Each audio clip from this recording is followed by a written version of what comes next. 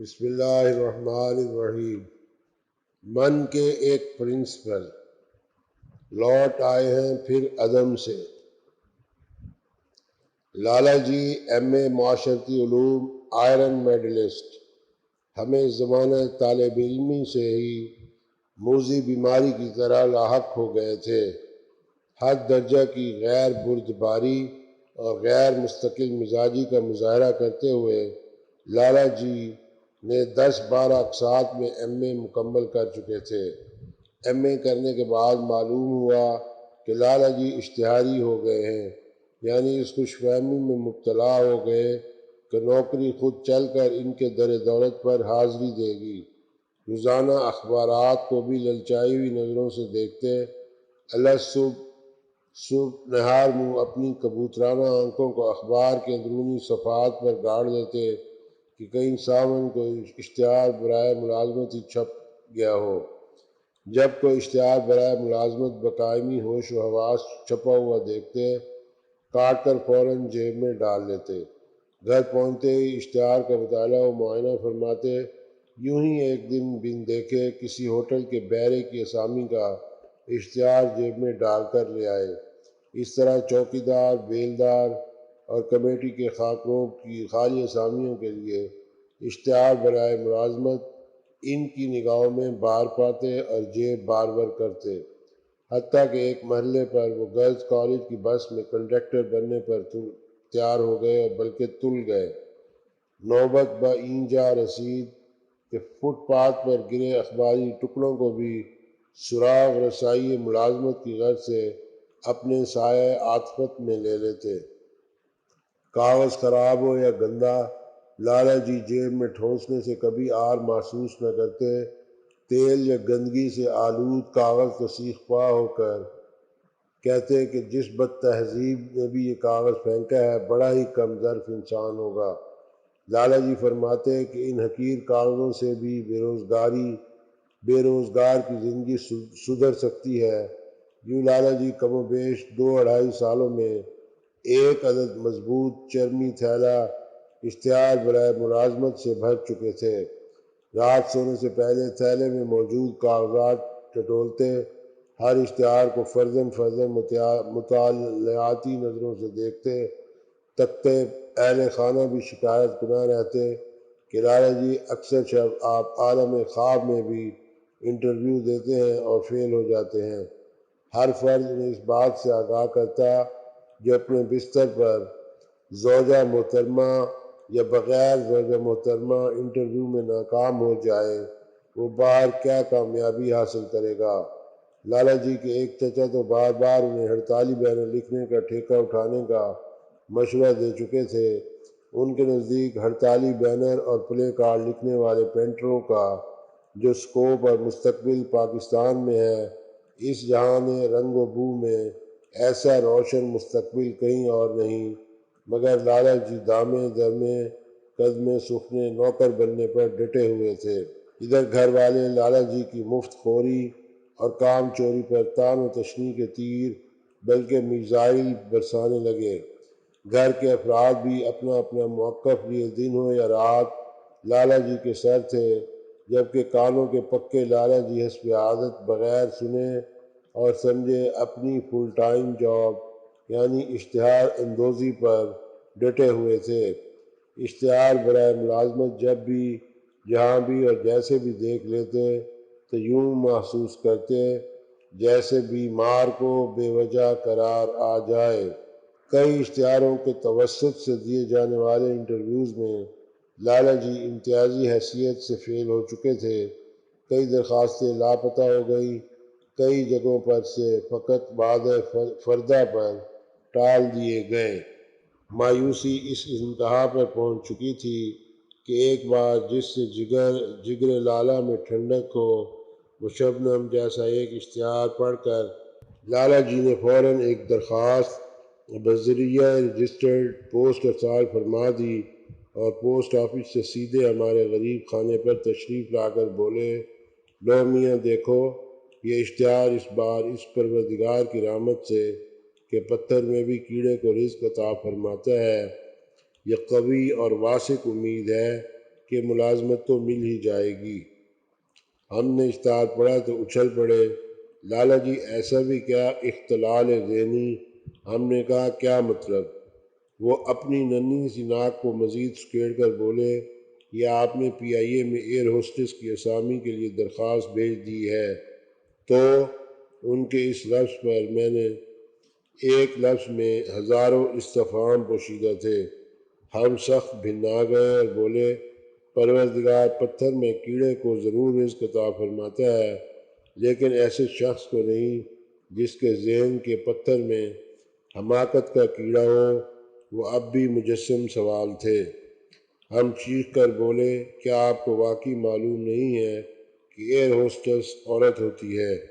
یہ سن کر وہ خجل ہوئے، پھر کچھ سوچ کر تبسم فرمایا اور بولے، بھائی کیا پتہ وہ مجھے مرد ایئر ہوسٹس کے طور پر رکھ لیں۔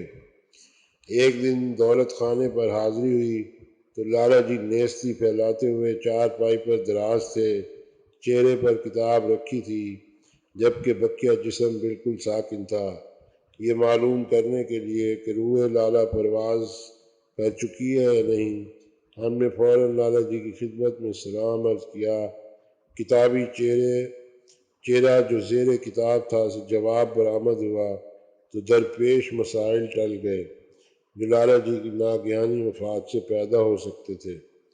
ارے میاں، گھر والوں نے تو حقہ پانی بند کرنے کی دھمکی دے دی ہے، جب تلک نوکری نہیں ملے گی تب تلک طعن اغیار ہے، رسوائی ہے، ناداری ہے۔ ملاقات سے واپسی پر ہم سوچتے جا رہے تھے کہ برا ہو اس کمبخت بے روزگاری کا جس نے ہماری یونیورسٹی کے ہیرو لالا جی کو شہر جاپان ہیروشیما کی طرح اجاڑ کر رکھ دیا ہے۔ اس ملاقات کو ابھی 2-2.5 ماہ کا عرصہ ہوا تھا۔ ایک موسلا دھار بارش ہو رہی تھی۔ دروازے پر رات گئے ایک عدد پہلوانی دستک ہوئی۔ گٹا ٹوپ تاریکی میں ہم ڈرتے ڈرتے باہر نکلے تو سامنے ٹھٹھرتے کامتے لالا جی کو بھیگی بلی کی طرح سمٹا پایا۔ ہم ترس اور طیش کی ملی جلی کیفیت میں انہیں کمرے میں لے گئے۔ خیریت تو ہے؟ اس وقت کیسے آنا ہوا؟ ہم نے جمائی لیتے ہوئے سوال کیا۔ لالا جی نے پھٹی آنکھوں سے فوراً جیب سے ایک اخباری اشتہار نکال کر لہرا دیا۔ تمہیں علم نہیں کیا؟ پرتعجب انداز میں لالا جی پوچھنے لگے۔ نہیں، ہم نے نفی میں سر ہلا دیا۔ یہ دیکھو اشتہار، آج کے اخبار میں ایک پرائیویٹ ادارے نے پرنسپل شپ کے لیے خالی اسامیاں مشتہر کی ہیں۔ صرف ایم اے ہی بلائے گئے ہیں، تجربے کو چھوڑو، ہے نہ پھر روٹ سیل۔ لالا جی کی بتیسی بدرنگی پر اتر آئی۔ خبر اچھی خاصی حیران کن اور ناگہانی تھی۔ ہماری آنکھیں بھی نیند سے صحیح معنوں میں اب کھلی تھیں۔ اچھا چائے ہو جائے؟ نہیں، اب میں چلتا ہوں، رات بھر انٹرویو کی تیاری کرنی ہے۔ ہوا ہمیشہ ایک رخ پر نہیں چلتی، ادائے ناصحانہ سے فرما کر چلتے بنے اور ساتھ وقت مقررہ اور جائے مقررہ پر پہنچنے کی تاکید بھی کر گئے۔ ہم پھر بستر پر دراز ہو گئے۔ اگلے روز روٹ سیل میں پہنچے تو پوری سرمہ دانی آنکھوں میں اڈیلے لالا جی ایم اے معاشرتی علوم حشاش بشاش دکھائی دے رہے تھے۔ انٹرویو ہوئے، پرنسپلان آتے اور جاتے رہے۔ 2 گھنٹوں کے بعد منتخب پرنسپلوں کے انعام آویزاں کر دیے گئے۔ ہم نے بھی ہمت کی اور آگے بڑھے۔ اللہ کا نام لے کر منتخب امیدواروں کی فہرست پڑھنا شروع کی تھی کہ چکرا کر رہ گئے۔ ہماری قدرتی آنکھوں کے سامنے اندھیرا تھا تو مصنوعی آنکھیں اینک اتار دی گئی تھی۔ خدائے بزرگ و برتر کو حاضر و ناظر مانتے ہوئے بار بار منتخب شدہ ناموں کے ہجے کیے، لیکن ہر بار لالا جی پڑھا اور لکھا جاتا تھا۔ ولدیت بھی وہی تھی جنہیں لالا جی اپنا سگا باپ قرار دیتے تھے۔ تب ہمیں ملک و قوم کی قسمت پر رونا اور لالا جی کی قسمت پر رشک آیا۔ ہم نے اپنے امڑتے ہوئے جذبات پر جبر کرتے ہوئے لالا جی کو خالی خونی مبارکباد پیش کر دی۔ قریب کھڑے لالا جی پہلی بار تو پہچانے ہی نہ گئے، مارے خوشی کے کبھی خوخیاتے تو کبھی چلاتے۔ ہماری حسرت میں مزید اضافہ اس وقت ہوا کہ جب ہمیں اپنا نام لسٹ میں دوسرے نمبر پر موجود ہونے کی اطلاع موصول ہوئی۔ لالا جی کی وحشت اثر کامیابی نے ایسا حواس باختہ کیا کہ ہم اپنا نام بھی نہ پڑھ سکے، کیونکہ ہم یہ بھول ہی چکے تھے کہ پرنسپل کے اسامی کے لیے درخواست ہم نے بھی گزاری تھی۔ اس قومی سانے کو 2-3 یوم بھی گزرے تھے کہ لالا جی کی جانب سے پرزور کامیابی پر ضیافت کی دعوت موصول ہوئی۔ لالا جی کے ہاں پہنچے تو چھوٹے بہن بھائیوں کو لڈو بانٹتے پایا، جبکہ طالع مند لالا جی پورے طمطراق سے بڑے گاؤ تکیے کا سہارا لیے پلنگ پر پسرے بیٹھے تھے۔ کیریئر کا آغاز ہی پرنسپل شپ سے ہوا ہے۔ لالا جی الو کی طرح گردن مٹکاتے ہوئے گویا ہوئے، لالا جی ڈسپلن پر خصوصی توجہ کا ارادہ ظاہر فرمانے لگے۔ پوچھنے لگے، پرنسپل شاید انگریزی کا لفظ ہے، پرنسپل کی اردو کیا ہوگی؟ ہم نے جواباً رئیس الادارہ کہا تو کالر ٹھیک کرتے ہوئے فرمانے لگے، اچھا لفظ ہے رئیس۔ لمبا کھینچتے ہوئے پھر اگلا لفظ اور ادارہ بولنا مناسب نہ سمجھا۔ ہم لالا جی کی شکل دیکھ رہے تھے، ان کا نمک کھا رہے تھے اور شاگردوں کا غم بھی۔ ہمیں اور لالا جی کو سلیکشن کمیٹی کی طرف سے احکامات تقرری ملے تو ان کی روح سے شہر بدری ہی نہیں صوبہ بدری بھی لازم آئی۔ مقررہ تاریخ کو ہم اپنے شہر سے دور 10-12 گھنٹے کا سفر طے کر کے پہنچے تو آگے اسٹیشن پر ایک بزرگ ڈرائیور، جن کی کانپٹیاں ڈھلک رہی تھیں، ہمیں وصول فرمانے کے لیے ویگن سمیت موجود تھے۔ سکول کی ویگن دیکھتے ہی لالا جی چلائے، وہ دیکھو سکول کی ویگن اور ڈرائیور برخوردار نہیں بزرگوار۔ ہم نے تصحیح کر دی۔ سکول ویگن دیکھتے ہی پشتو فلموں میں چرس اور افیون کی سمگلنگ میں استعمال ہونے والی گاڑیاں یاد آ گئیں۔ لالا جی سے اس امر کا ذکر کیا تو آگ بگولا ہو گئے۔ اب ڈرائیور بزرگوار ایک بڑے میدان کی 4 دیواری کے گیٹ پر رکے ہوئے تھے۔ پہلے تو اس میدان کو ہم شبستان ڈرائیور سمجھنے لگے، پھر معلوم ہوا کہ ہمارے ڈائریکٹر آف سکولز کا ہیڈ آفس ہے۔ اندر گھستے ہی دمبوں اور بھیڑوں کی سی بو سے ہمارا دم گھٹنے لگا۔ بڑے میدان میں 2 عدد کمرے موجود تھے اور ان کمروں میں 4-5 سرکاری شکل کی میز کرسیاں پڑی تھیں۔ ایک کرسی پر ایک صاحب چمگادڑ کی طرح چپکے ہوئے تھے، اپنے کام میں اتنے ماہر تھے کہ ہماری آمد کا علم انہیں کافی دیر بعد ہوا۔ ادھر لالا جی جھٹ سے نظر بچاتے ہوئے بولے، ابے یہ تو کوئی جن ہے، بلکہ جنوں کی انتہائی جاذب صورت۔ معلوم ہوتا تھا کہ کرسی پر کالے رنگ کا ڈھیر پڑا ہوا ہے، جس کے اوپر والے حصے پر ایک گولا لگا ہوا ہے۔ گولے پر صرف بال ہیں، آنکھوں جیسی 2 چیزیں گولے میں چمک رہی ہیں، ناک جیسی ایک چیز گولے سے باہر نکل رہی ہے۔ اس طرح ہونٹ بھی تھے جو مونچھوں کے چھپر تلے مدفون تھے۔ جب تلک وہ کالی بلا اپنے کام میں مگن رہی، ہم سرگوشیاں کرتے رہے۔ کام سے فارغ ہوتے ہی وہ شب دہجور صورت ہم سے ہم کلام ہوئی تو معلوم ہوا کہ گردن کی عدم موجودگی کے باعث آنکھیں اوپر نیچے دیکھ پاتی ہیں۔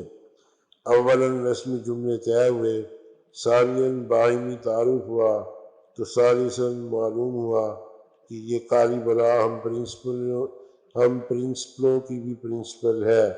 معلومات میں حیرت انگیز اضافے پر ہم دونوں کے طرز تکلم میں خاصی تبدیلی آ چکی تھی۔ اب ہم دونوں جناب خوبصورت یعنی ڈائریکٹر صاحب سے گھلنے ملنے کی ناکام کوششیں کر رہے تھے۔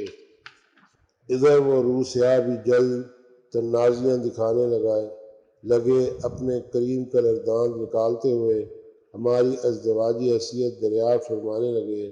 ہم نے اپنی آزاد حیثیت پر خدا کا شکر بجا لاتے ہوئے ہر قسم کی غلامی سے اپنے آپ کو کوسوں دور بتلایا۔ جو ڈائریکٹر صاحب جھٹ سے بولے، یہاں صرف 20,000 میں لڑکی ملتا ہے۔ یہ سنتے ہی ہمارا گمان یقین میں بدل گیا۔ اب ہم نے بھی صبح پوری رفتار سے بن بتلائے بھاگنے کا اٹل فیصلہ کر لیا۔ اب رات ہمیں ساتھ والے ایک ایسے گور خانے میں بسر کرنا تھی کہ جیل والوں کی اصطلاح میں ایسی کوٹڑی کو کال کوٹڑی ہی کہا جاتا ہے۔ کوٹڑی میں پہنچے، مفت کا کھانا اور چائے ملتے ہی اچانک نشہ آور ادویات کا بھی خیال دل و دماغ پر آن سوار ہوا۔ بھوک بھی شدت سے تھی۔ کھانا اور چائے دونوں اگرچہ حبشیون نسل تھے، مگر کھانا خصوصی طور پر سیاہ فام اور سخت جان تھا۔ کسی دیگ کی تلچھٹ اور کھرچن معلوم ہوتا تھا۔ ہم کھانا بعمر مجبوری نگل تو رہے تھے، مگر ساتھ ساتھ اسکول کو برا بھلا بھی کہہ رہے تھے۔ ہم لالہ جی سے کہنے لگے، بھائی صاحب، اسکول کی عمارت دیکھ کر تو گمان گزرتا ہے یہاں صرف دامہ پادہ نویسا ہی پڑھایا اور سکھایا جاتا ہے۔ جرے بھنے لالہ جی تڑک کر بولے، کیا صرف پادہ ہی سکھایا جاتا ہوگا؟ پھر فرمانے لگے، پاکستان لاکھ ترقی پذیر ملک صحیح، مگر کم از کم اس قسم کے بھینسے تو ڈائریکٹر نہیں بننے چاہیے۔ ہم نے جتنے بھی ڈائریکٹرز کو دیکھا، اکثریت کو گاجر مولی جیسا سرخ و سفید اور سمارٹ پایا۔ تھوڑی دیر کے بعد لالہ جی کو غسل خانے کی ضرورت محسوس ہوئی تو غسل خانہ ڈھونڈنے سے بھی نہ مل پایا۔ غسل خانے کے متعلق چوکیدار بابا سے استفسار کیا تو وہ لالہ جی کو اشارتاً چٹیل میدان کی طرف جانے کا کہنے لگے۔ چوکیدار بابا از رائے کرم لالہ جی کے الٹے ہاتھ میں ایک مٹی کی لٹیا بھی تھما گئے۔ لالہ جی بعمر مجبوری اٹھے، لٹیا کو ہمرا لیا اور حوض میں پانی لینے کی غرض سے لٹیا ڈبونے لگے ہی تھے کہ اچانک بجلی کی تیزی سے ہاتھ باہر نکال لیا۔ حوض میں کرنٹ ہے کیا؟ ہم نے اپنی ہنسی ضبط کرتے ہوئے پوچھا۔ بڑی تگ و دو کے بعد کمبل پوش لالہ جی سخت برفانی سردیوں کی اندھیری رات میں ایک ہاتھ میں لٹیا اور اس میں برفار پانی اور دوسرے ہاتھ میں چراغ رخ زیبا لے کر مقام مقصود ڈھونڈتے پھر رہے تھے۔ کئی گھنٹوں کے انتظار کے بعد جب لالہ جی کی میدان عمل سے واپسی نہ ہوئی تو ہمیں فکر لالہ جی نے آن گھیرا۔ وقت گزرنے کے ساتھ ساتھ ہماری پریشانی اور غصہ دونوں نقطۂ عروج پر پہنچ چکے تھے۔ اجنبی شہر ہے، مارا جائے گا، ابھی اس نے دنیا نہیں دیکھی، لالہ جی دوزخی، لعنت کا مارا جائے جہنم میں، وغیرہ وغیرہ، اور ہم اپنے فرار ہونے کے اٹل فیصلے کو دہرا کر سونے کی ناکام کوشش کرنے لگے۔ کہیں پڑوس میں دو مقامی قبائل آپس میں مورچہ زن تھے۔ وجہ نظر دو بکریاں تھیں جو گم ہو گئی تھیں۔ علاقے کے لوگوں سے منت سماجت کی کہ ان قبائل کی لڑائی کو جا کر رکوایا جائے۔ ایک بزرگ فرمانے لگے، یہ تو یہاں کی صدیوں کی پرانی روایت ہے۔ ہم خوف سے مرے جا رہے تھے کہ دو بکریوں کی عوض کئی انسانوں کی جان ہی نہ چلی جائے۔ لڑائی شدید، اتنا طول نہ پکڑتی، مگر اغوا کی جانے والی بکریاں حاملہ تھیں۔ ان مقامی قبائل کی فائرنگ سے کان پڑی آواز سنائی نہ دیتی تھی۔ یا خدا، ہم یہاں پڑھانے آئے ہیں یا بے قصور مرنے؟ نہ بکریاں ملیں گی اور نہ خوفناک آوازیں بند ہوں گی اور نہ ہم سو پائیں گے۔ ابھی یہ سوچ ہی رہے تھے کہ دن بھر کے سفر کی تھکاوٹ کی لوریوں نے ہمیں گہری نیند سلا دیا۔ صبح آنکھ کھلتے ہی لالہ جی ٹریننگ پرنسپل کے خیال نے پھر سے ہمیں ستانا شروع کر دیا۔ اب ہمارے مایوس دل میں طرح طرح کے خیالات ابھرتے چلے جا رہے تھے۔ ہم لالہ جی کے لیے حد سے زیادہ پریشان تھے۔ خدا نخواستہ اگر لالہ جی نہ آئے تو ان کے والدین کو جا کر کیا منہ دکھائیں گے؟